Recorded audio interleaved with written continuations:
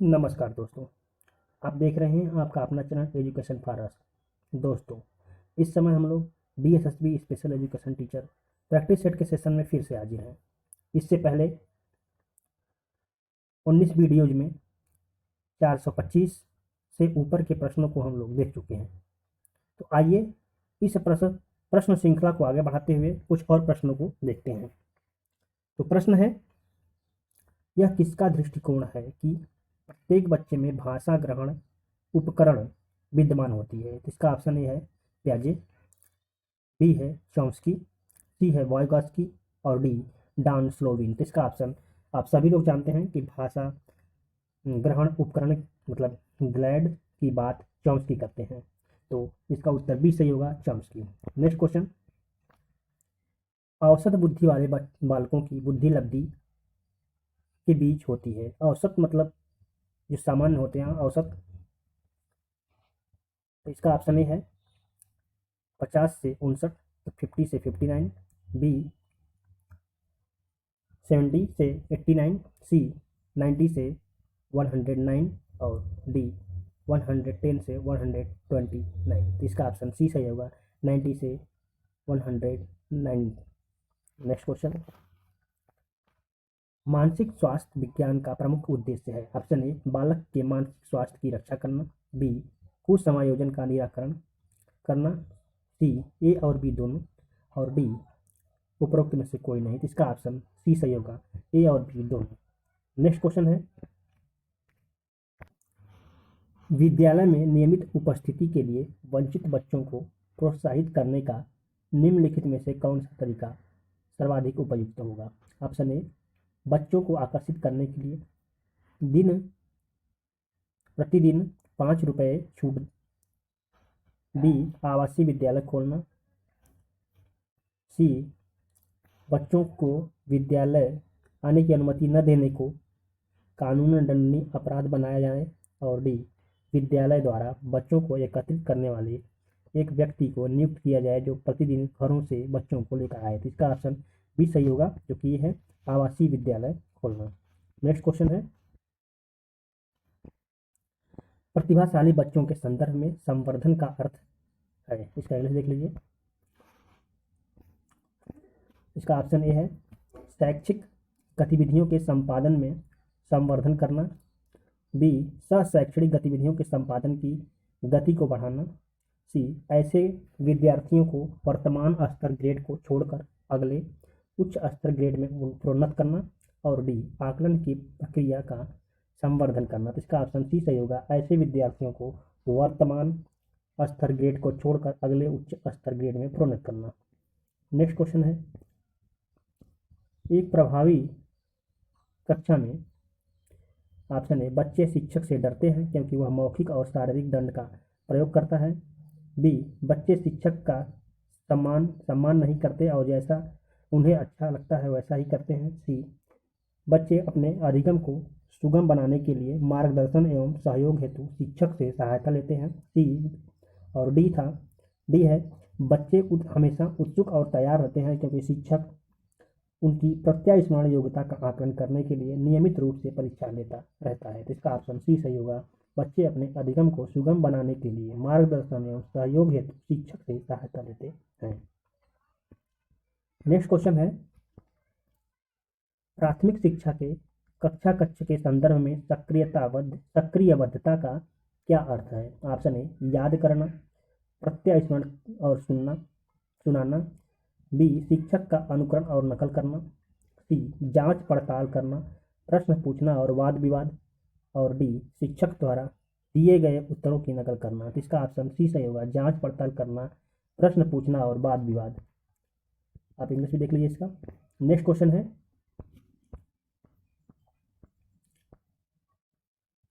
बाल केंद्रित शिक्षा शास्त्र का अर्थ है। ऑप्शन ए बच्चों को नैतिक शिक्षा देना, बी बच्चों को शिक्षक का अनुगमन और अनुकरण करने के लिए कहना, बच्चों की अभिव्यक्ति और उनकी सक्रिय भागीदारी को महत्व देना और डी बच्चों को पूर्ण रूप से स्वतंत्रता देना। इसका ऑप्शन सी सही होगा, बच्चों की अभिव्यक्ति और उनकी सक्रिय भागीदारी को महत्व देना। इसका ऑप्शन सी सही था।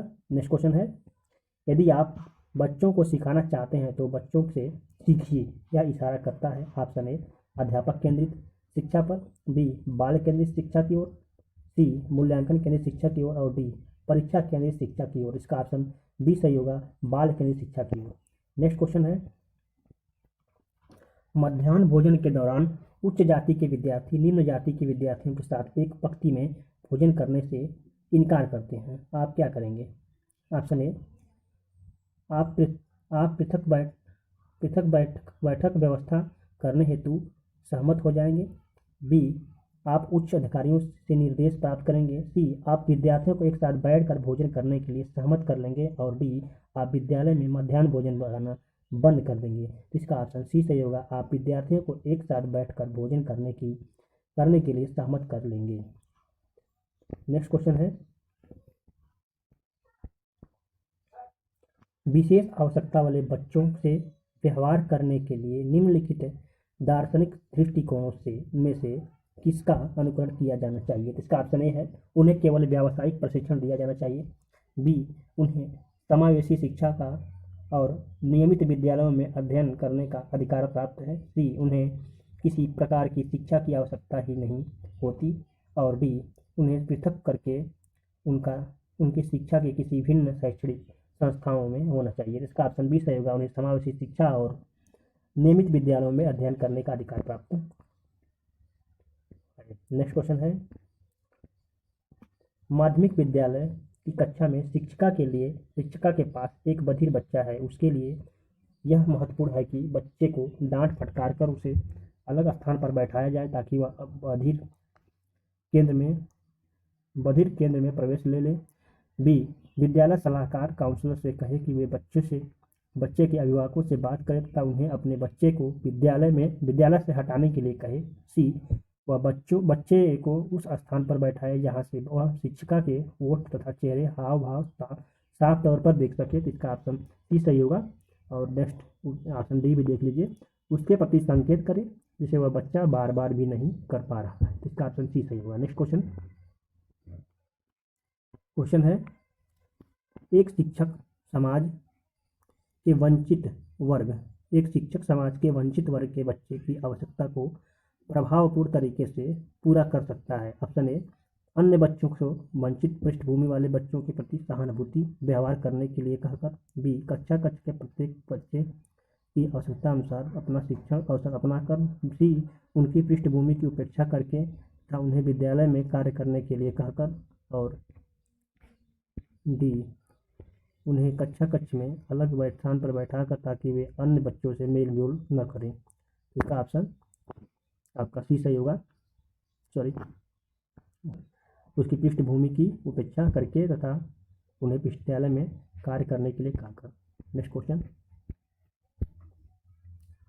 अधिगम निर्योग्यता वाले बच्चे अधिगम के कुछ पक्षों से संघर्ष करते हैं, बहुत सक्रिय होते हैं लेकिन उनकी बुद्धि लब्धि कम होती है, बहुत बुद्धिमान तथा परिपक्व होते हैं, कुछ भी नहीं सीख सकते। इसका ऑप्शन ए सही होगा, अधिगम के कुछ पक्षों से संघर्ष करते हैं। नेक्स्ट क्वेश्चन है, समेकित शिक्षा से तात्पर्य है। ऑप्शन ए व्यक्तिगत विभिन्नताओं को सामान्य कक्षा कक्ष में पूरा करना, बी व्यक्तिगत विभिन्नताओं को विभिन्न कक्षों में पूरा करना, सी व्यक्तिगत विभिन्नताओं को विशिष्ट विद्यालयों में पूरा करना और डी व्यक्तिगत विभिन्नताओं को घर पर अनुदेशन देकर पूरा करना। तो इसका ऑप्शन ए सही होगा, व्यक्तिगत विभिन्नताओं को सामान्य कक्ष में पूरा करना।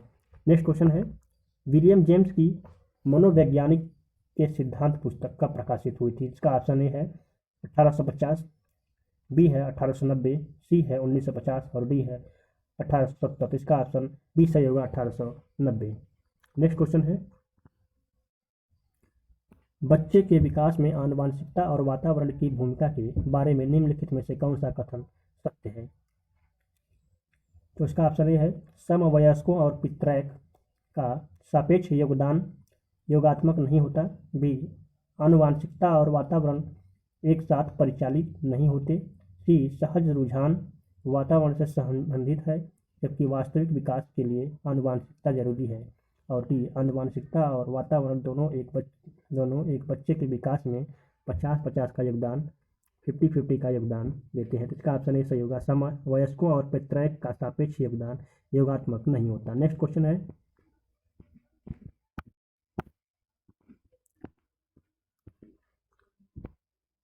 किशोरों के संदर्भ में निम्नलिखित में से कौन सा कथन सर्वाधिक उचित है? इसका ऑप्शन ए है, संवेगात्मक प्रोत्थान की घटना बढ़ जाती है। बी, पढ़ाई के प्रति लापरवाह रवैया। सी, चिंतन का मूर्त क्रियाओं में प्रदर्शित होना। और डी, बुद्धि लब्धांग में अकस्मात वृद्धि। तो इसका ऑप्शन ए होगा, संवेगात्मक प्रोत्थान की घटना बढ़ जाती है। नेक्स्ट क्वेश्चन, मानव बुद्धि एवं विकास की समझ शिक्षक को खाली स्थान है कि योग्य बनाती है। नेक्स्ट क्वेश्चन, इसका ऑप्शन है, सॉरी, ऑप्शन है, शिक्षण के समय शिक्षार्थियों के संवेगों पर नियंत्रण बनाए रखना। बी, विविध शिक्षार्थियों के शिक्षण में के बारे में स्पष्टता। सी, शिक्षार्थियों को यह बताने कि वे अपने जीवन में कैसे सुधार करें। और डी, निष्पक्ष रूप से अपने शिक्षण अभ्यास। इसका ऑप्शन बी सही होगा, विविध शिक्षार्थियों के शिक्षण के बारे में स्पष्टता। नेक्स्ट क्वेश्चन है, निम्न में से किसका मिलान उचित है? इसका ऑप्शन ये है, शारीरिक विकास वातावरण, संज्ञानात्मक परिपक्वता, सामाजिक विकास वातावरण और संवेगात्मक विकास परिपक्वता। इसका ऑप्शन डी है, संवेगात्मक विकास परिपक्वता। नेक्स्ट क्वेश्चन है, निम्नलिखित में से कौन सा आलोचनात्मक दृष्टिकोण बहुबुद्धि से संबद्ध नहीं है? इसका ऑप्शन ए, शोधाधारित नहीं। बी, विभिन्न बुद्धियां भिन्न भिन्न विद्यार्थियों के लिए विभिन्न पद्धतियों की मांग करती हैं। सी, प्रतिभाशाली विद्यार्थी प्रायः एक क्षेत्र में ही अपनी विशिष्टता प्रदर्शित करते हैं। और डी, इसका कोई अनुभवात्मक आधार नहीं है। तो इसका ऑप्शन सी सही है, प्रतिभाशाली विद्यार्थी प्रायः एक क्षेत्र में ही अपने विशिष्टता प्रदर्शित करते हैं। नेक्स्ट क्वेश्चन है, बहुबुद्धि सिद्धांत को वैध नहीं माना जा सकता क्योंकि विशिष्ट परीक्षणों के अभाव में। ऑप्शन ए, विशिष्ट परीक्षणों के अभाव में भिन्न बुद्धियों का मापन संभव नहीं है। बी, यह सभी 7 बुद्धियों को समान महत्व नहीं देता। सी, यह केवल अब्राहम मैस्लो की जीवन भर के सुदृढ़ अनुभवात्मक अध्ययन पर आधारित है। और डी, यह सर्वाधिक महत्वपूर्ण सामान्य बुद्धि जी के अनुकूल सुसंगत नहीं है। इसका ऑप्शन ए सही है, विशिष्ट परीक्षणों के अभाव में भिन्न बुद्धियों का मापन संभव नहीं है। नेक्स्ट क्वेश्चन, एक 11 वर्षीय बच्चे ने स्टैनफोर्ड बी ने बुद्धि मापनी में 130 अंक पाया। मान लीजिए कि एक समान संभाव्य वक्र के क्षेत्र 100 और क्षेत्र 15 है, तो उन 11 वर्षीय बच्चों को प्रतिशत की गणना कीजिए इसके आधार पर। तो आप इसको हल करने के बाद इसका उत्तर 98 आएगा। नेक्स्ट क्वेश्चन चलते हैं, निम्नलिखित में से कौन सा निरीक्षण हार्वर्ड गार्डनर के बहुविध बुद्धि सिद्धांत का समर्थन करता है?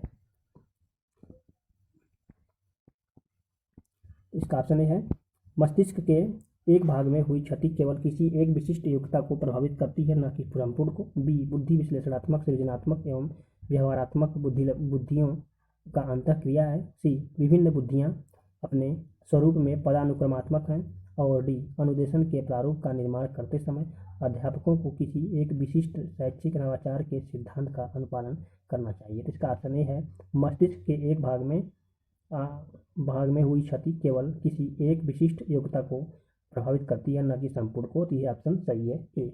नेक्स्ट क्वेश्चन, और इस वीडियो का यह लास्ट क्वेश्चन देखते हैं। क्वेश्चन है, सीखने के सिद्धांतों के संदर्भ में स्केप फोल्डिंग खाली स्थान की ओर संकेत करता है। तो इसका ऑप्शन है, अनुरूपित प्रशिक्षण। बी, पूर्व अधिगम की पुनरावृत्ति। सी, सीखने में वयस्कों द्वारा अस्थायी सहयोग अस्थायी सहयोग।